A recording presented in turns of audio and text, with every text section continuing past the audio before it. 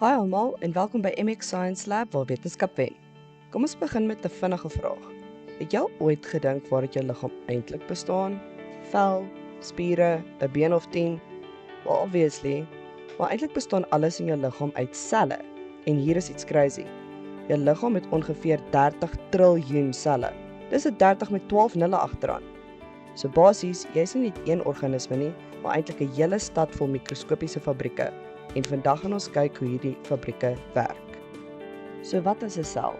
'n Sel is die basiese bousteen van alle lewende organismes. Met ander woorde, alles wat leef, plante, diere, bakterieë, swamme, bestaan uit selle. Dis soos klein fabrieke wat 24/7 werk.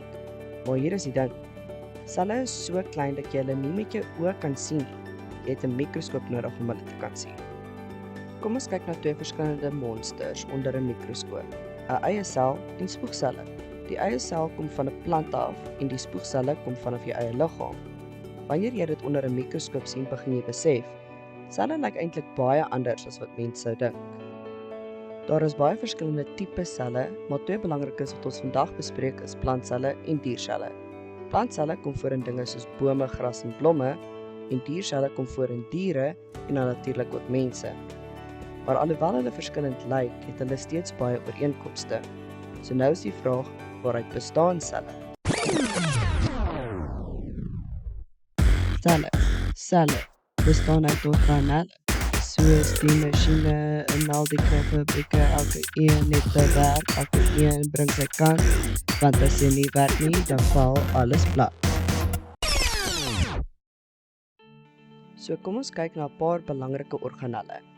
Die selmembraan is soos 'n sekuriteitshek. Dit besluit wat mag inkom en wat moet uitgaan. Nie alles kry sommer toegang nie. Die sitoplasma is die jelly-agtige vloeistof binne die sel. Hier gebeur baie van die chemiese reaksies wat die sel laat werk.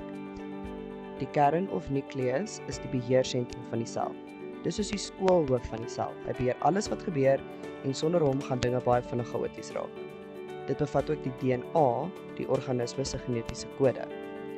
Die mitokondria is die battery. Hulle produseer die energie wat die sel nodig het om te werk. Meer aktiewe selle het meer mitokondria.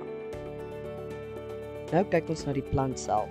Plantselle het 'n paar dinge wat dierselle nie het nie. Eerstens het hulle 'n selband wat die sel stewig en sterk maak. Tweede het hulle kloroplaste waar plante sonlig gebruik om te fotosinteer. Plantselle het ook gewoonlik een groot vakuole wat help om water en stowwe te stoor. Dierselle lyk 'n bietjie anders. Hulle het nie 'n selwand nie, net 'n selmembraan.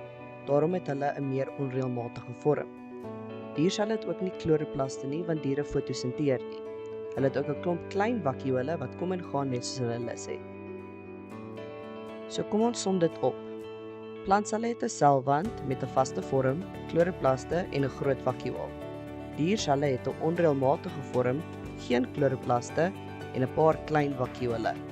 Albei nog steeds 'n selmembraan, sitoplasma, mitokondria en 'n kern. Omdat selle so klein is, gebruik ons 'n mikroskoop om hulle te sien. 'n Mikroskoop vergroot klein strukture sodat ons hulle kan bestudeer en verstaan. Dit het 'n klomp verskillende dele, so maak seker jy ken die funksie van elke skroef, tafel en klampie, want hiermee kan ons in die wêreld van mikroskopiese lewe inkyk. Kom ons vat alles nou vinnig saam. Selle is die basiese bousteen van die lewe. Alle lewende organismes bestaan uit selle en elke sel het spesifieke strukture wat hom help funksioneer. Ons het ook geleer dat plantselle en dierselle verskillend lyk, maar steeds baie belangrike strukture deel. Volgende keer wanneer jy weer na 'n plant of 'n dier kyk, onthou, dit bestaan uit miljoene klein selle wat saamwerk. As jy hierdie video nuttig gevind het, deel dit met 'n vriend, gee 'n like en onthou om te subscribe. Sterkte met jou leerwerk en ek sien julle in die volgende video.